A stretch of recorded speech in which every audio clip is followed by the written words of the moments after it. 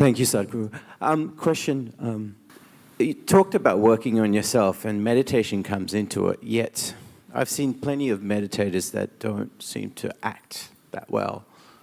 So can you talk about that a bit? Yeah. I'm not in any way identified with any political nation on the planet, but when I use the names of countries, don't think it's from some prejudice. When anything comes to America, it takes on a different form.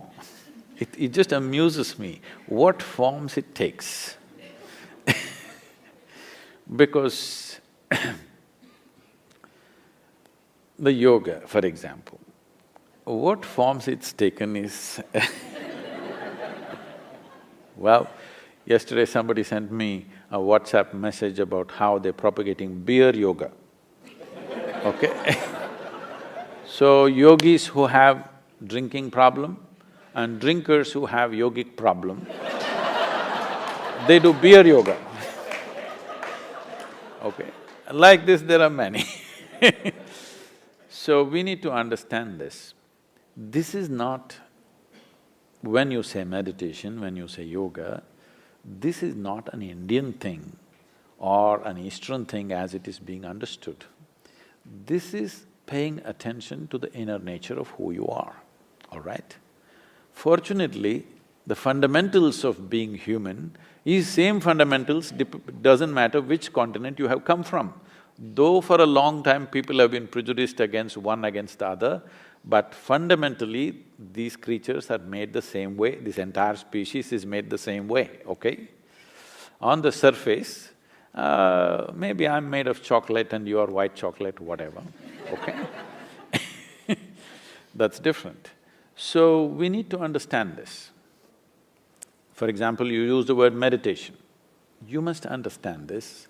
These words are being thrown around. The word meditation in English doesn't really mean anything specific. It's too general. If somebody sits with their eyes closed, you will say they're meditating. You know with your eyes closed how many things you can do. Yes or no? So in the yogic parlance, you can do japa, tapa, dharana, dhyana, samadhi, you can fantasize about something or you can just master the art of sleeping in vertical postures. You know, you don't know what you're doing. So, what specific aspects are not there. General, because it's a fashion. It is not an endeavor, it is more a fashion, it's an in thing. You will see people are walking with yoga mat in New York City, you ask them what… they say, today is my yoga day, yesterday was my cycling day, tomorrow is my swimming day. This is not like that. The word yoga means union. Union means in some way you learn to obliterate the boundaries of your individuality. Because your individual existence is a fake existence.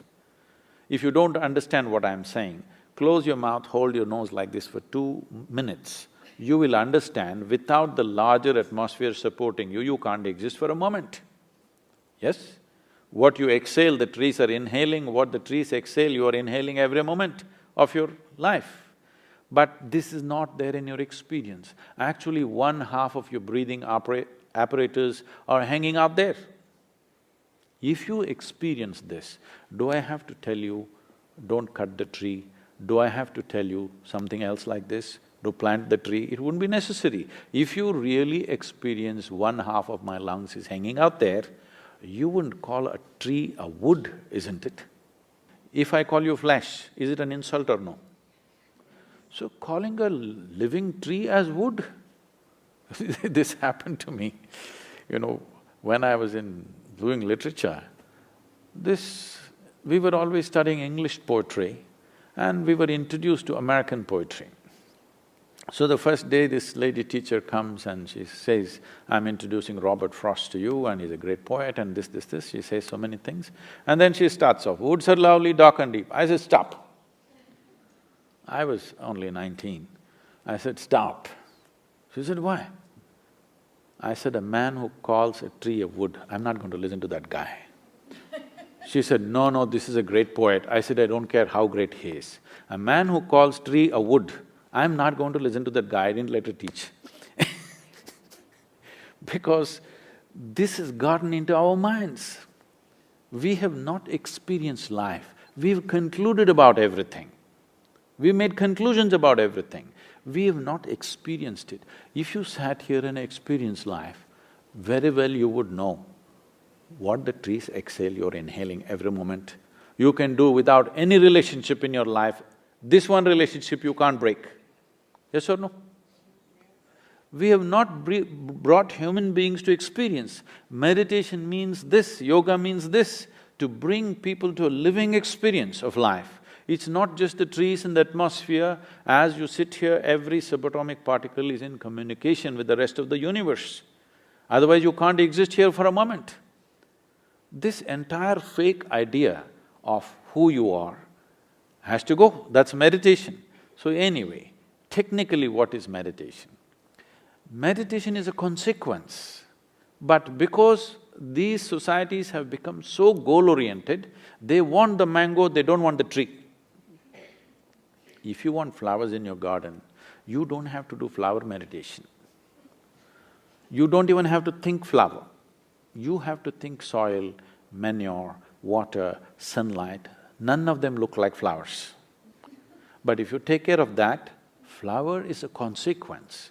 So meditation is a consequence, but people want the consequence, not the process.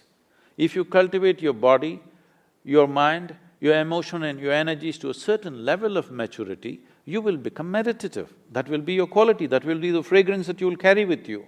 But now you want the fragrance, you don't want the process, what will you do? You'll buy some French perfume. Thank you very, very much. The bank will be very different for having had this experience, so thank you for the time and thank you to the India Club for facilitating this.